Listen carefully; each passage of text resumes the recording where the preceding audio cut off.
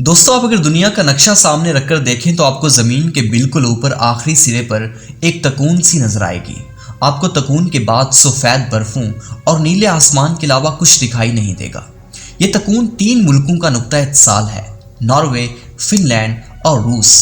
आप अगर नॉर्वे से कुतुब शुमाली की तरफ चलें तो आप आखिर में तकून के सिरे पर पहुंच जाते हैं। आप अगर फिनलैंड और रूस में भी शुमाल की तरफ चलते रहें तो आप आखिर में उसी तकून के आखिरी सिरे पर आएंगे।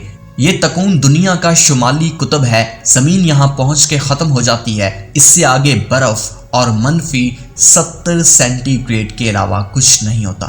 हम अगर इस तकून पर खड़े होकर दाएं तरफ देखें तो हमें रूस के मंजुमद इलाके दिखाई देंगे। दुनिया का सर्द तरीन गाँव ओमियाकान भी इसी डायरेक्शन में है। ये रूस का इलाका है और इसका दर्जा हरारत सर्दियों में -67 दर्जे तक चला जाता है। लेकिन आप कमाल देखिए कि इंसान इसके बावजूद इस गांव में रहते भी हैं और मामूल के मुताबिक अपने काम भी करते हैं। आप अगर बाएं तरफ देखें तो नॉर्वे के कुतुब शुमाली के इलाके शुरू हो जाते हैं। उन इलाकों के बाद नॉर्वेजियन सी आ जाता है और इस समंदर में ग्रीनलैंड और आइसलैंड के जजीरे आ जाते हैं। दोस्तों, इससे पहले कि हम अपनी वीडियो में मजीद आगे बढ़ें, आपसे एक छोटी सी दरख्वास्त है कि हमारे YouTube चैनल पाकिस्तान स्टोरी को सब्सक्राइब करना हरगिज मत भूलिएगा और इस वीडियो को अपने दोस्तों के साथ लाजमी शेयर कीजिएगा। दोस्तों, आप अगर फिनलैंड के नक्शे को जूम करें तो आपको शुमाल की जानिब बर्फें मिलेंगी।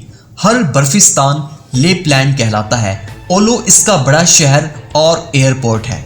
इलाका सर्दियों में बर्फ में दफन हो जाता है। ये जो ही बर्फ में गुम होता है तो दुनिया भर के पागल इसका रुख कर लेते हैं। ये अपने शदीद मौसम की वजह से नाकाबिले बर्दाश्त होता है। ओलो शहर में इस वक्त भी दर्जा हरारत -6 सेंटीग्रेड है। आप इसे कुतुब शुमाली के आखिरी सिरे का अंदाजा कर लीजिए। सर्दी की वजह से रेन डियर नीचे आ जाते हैं। पोलो बियर यानी कि कुतुबी रीछ भी जंगलों में फिरने लगते हैं और रूसी कुत्तों की खौफनाक नस्ल हिस्की भी आम नजर आने लगती है। दोस्तों, लेपलैंड में जंगल में बर्फ के दरमियान बर्फ के होटल बन जाते हैं। ये होटल बर्फ काट कर बनाए जाते हैं। आप जब इन होटलों में दाखिल होते हैं तो आपको मेन गेट से कमरे, dining hall, coffee shops, shopping centres और बार्स तक बर्फ के मिलते हैं। बर्फानी होटल्स 4 माह रहते हैं। अप्रैल में पिघलना शुरू होते हैं और फिर गर्मी के साथ साथ बह जाते हैं। जंगलों में बर्फों के ऐन दरमियान शीशे के खैमों के आर्जी शहर भी आबाद हो जाते हैं। ये खैमे अगलू कहलाते हैं। ये नीम दायरे या आधे गुंबद जैसे होते हैं। आप जमीन पर लेटकर ऊपर और दाएं बाएं देखें तो आपको कायनात के सिरे और आसमान से गिरती हुई बर्फ नजर आती है।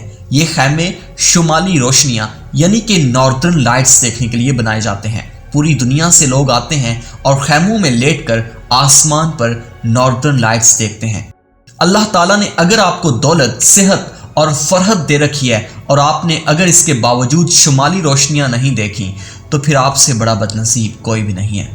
आप जरा तस्वुर कीजिए कि आप दुनिया के आखिरी सिरे पर सफेद जंगल में बर्फ के ऐन दरमियान अगलों में लेटे हैं और आसमान पर सब्ज रोशनियां नीचे से ऊपर और ऊपर से नीचे की तरफ बरस रही हैं और फजा में हिस्की कुत्तों और रेन डियर की वहशी आवाजें हैं और पूरी कायनात दम साध कर ये मंजर देख रही है और आप भी उस मंजर का हिस्सा हैं। वो लम्हे कितने कीमती, कितने यादगार होंगे। सर्दियों में हिस्की कुत्ते लेपलैंड में ट्रांसपोर्ट बन जाते हैं।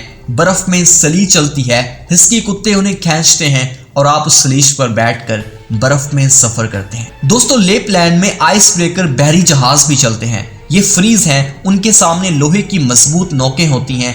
ये नोकें बर्फ तोड़ती जाती हैं और जहाज आगे बढ़ता चला जाता है। ये भी एक मुनफरद तजुर्बा होता है। कुतुब शुमाली पर एक और दिलचस्प तजुर्बा भी होता है। एक बहरी जहाज बर्फ के नीचे भी चलता है। लेपलैंड में बर्फ के अंदर सुरंगें हैं। सुरंगों के आखिर में पानी है और उस पानी में बहरी जहाज खड़ा होता है। लोग सुरंग के जरिए जहाज तक पहुंचते हैं और जहाज मुसाफिरों को लेकर बर्फ के नीचे चलता हुआ रूस पहुंच जाता है। दोस्तों, लेपलैंड में बर्फ तोड़कर मछलियां भी पकड़ी जाती हैं। मंजुमद समंदर और मंजुमद झीलों के ऊपर खड़े होकर बर्फ में सुराख किए जाते हैं और उन सुराखों में कांटा और डोरी डाल दी जाती है। बर्फ के नीचे मौजूद मछलियां खुराक की तलाश में कांटे के करीब पहुंच जाती हैं। ये कांटे को मुंह मारती हैं और डोर में फंस जाती हैं। शिकारी उन्हें निकालकर बर्फ पर फेंक देते हैं। मछलियां पानी की तलाश में तड़पती रहती हैं और तड़प तड़प कर जान दे देती हैं और शिकारी उनके टुकड़े करके बारबेक्यू बनाकर खा जाते हैं। बर्फ पर बारबेक्यू की अंगीठियां रखी जाती हैं और हर अंगीठी के पास शिकारी मछलियां भून रहे होते हैं।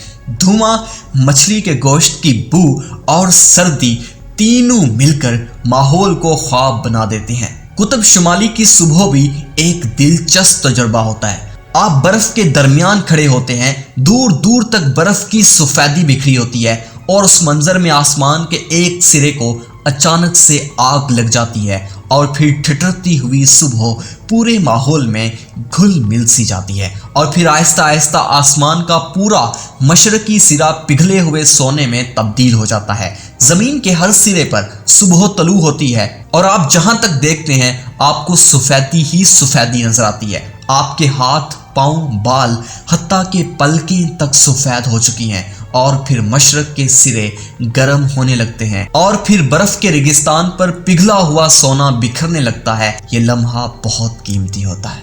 दोस्तों, उम्मीद करता हूं कि आपको मेरी वीडियो पसंद आई होगी और आप इसको अपने दोस्तों के साथ लाजमी शेयर करेंगे। तो मुझे अपनी दुआओं में याद रखिएगा। मिलते हैं अपनी अगली नई वीडियो के साथ। अल्लाह हाफिज़ नासिर।